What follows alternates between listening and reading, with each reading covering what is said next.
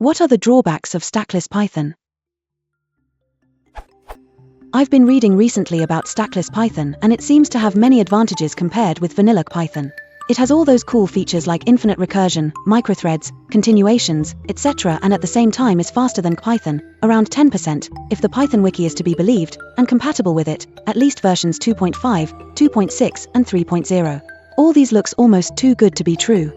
However, Tanstaffel, I don't see much enthusiasm for Stackless among the Python community, and PEP 219 has never come into realization. Why is that? What are the drawbacks of Stackless?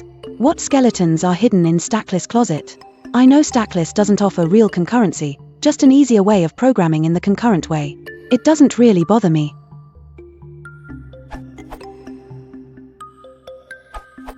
I'm also interested in the answers here. I've played a bit with Stackless and it looks like it would be a good solid addition to standard Python. PEP 219 does mention potential difficulties with calling Python code from C code if Python wants to change to a different stack. There would need to be ways to detect and prevent this to avoid trashing the C stack. I think this is tractable though, so I'm also wondering why Stackless must stand on its own.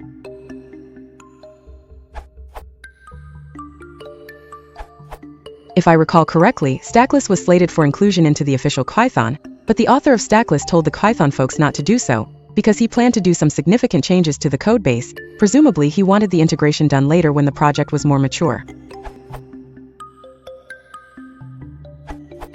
I don't know where that Stackless is 10% faster on the wiki came from, but then again I've never tried to measure those performance numbers. I can't think of what Stackless does to make a difference that big. Stackless is an amazing tool with several organizational/political problems. The first comes from history. Christian Tismer started talking about what eventually became Stackless about 10 years ago. He had an idea of what he wanted, but had a hard time explaining what he was doing and why people should use it. This is partially because his background didn't have the CS training regarding ideas like coroutines and because his presentations and discussion are very implementation-oriented, which is hard for anyone not already hip-deep in continuations to understand how to use it as a solution to their problems. For that reason, the initial documentation was poor. There were some descriptions of how to use it, with the best from third-party contributors. At PyCon 2007 I gave a talk on using Stackless which went over quite well, according to the PyCon survey numbers. Richard too has done a great job collecting these, updating stackless.com, and maintaining the distribution when new Python releases comes up. He's an employee of CCP Games, developers of EVE Online, which uses Stackless as an essential part of their gaming system. CCP Games is also the biggest real-world example people use when they talk about Stackless. The main tutorial for Stackless is Grant Olson's Introduction to Concurrent Programming with Stackless Python, which is also game-oriented. I think this gives people a skewed idea that Stackless is games-oriented, when it's more that games are more easily continuation-oriented. Another difficulty has been the source code. In its original form it required changes to many parts of Python, which made Guido van Rossum, the Python lead, wary.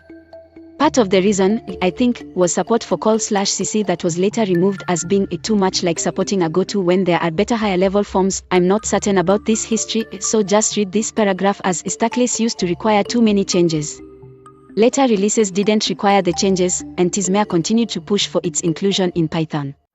While there was some consideration, the official stance, as far as I know, is that Python is not only a Python implementation but it's meant as a reference implementation, and it won't include Stackless functionality because it can't be implemented by Jython or IronPython.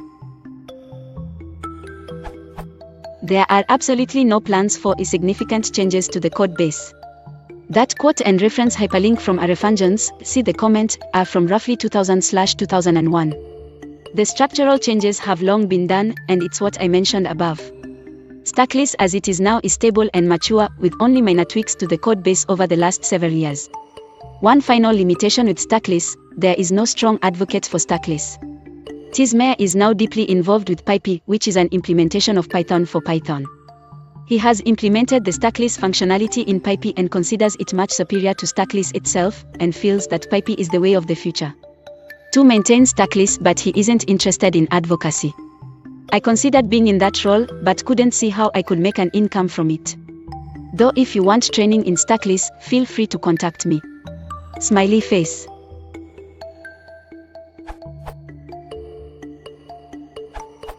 It took quite long to find this discussion. At that time I was not on PyPy but had a 2 years affair with Psycho, until health stopped this all quite abruptly. I'm now active again in designing an alternative approach, will present it on EuroPython 2012. Most of Andrew's statements are correct. Some minor additions. Stackless was significantly faster than Python 10 years ago, because I optimized the interpreter loop. At that time, Guido was not ready for that. A few years later, people did similar optimizations and even more and better ones, which makes Stackless a little bit slower, as expected. On inclusion, well, in the beginning I was very pushy and convinced that Stackless is the way to go. Later, when it was almost possible to get included, I lost interest in that and preferred to let it stay this way, partially out of frustration, partially to keep control of Stackless. The arguments like other implementations cannot do it felt always lame to me, as there are other examples where this argument could also be used. I thought I better forget about that and stay in good friendship with Guido, having my own distro.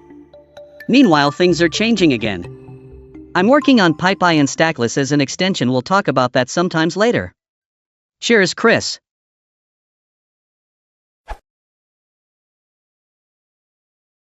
If you want to support the channel, please consider linking and subscribing.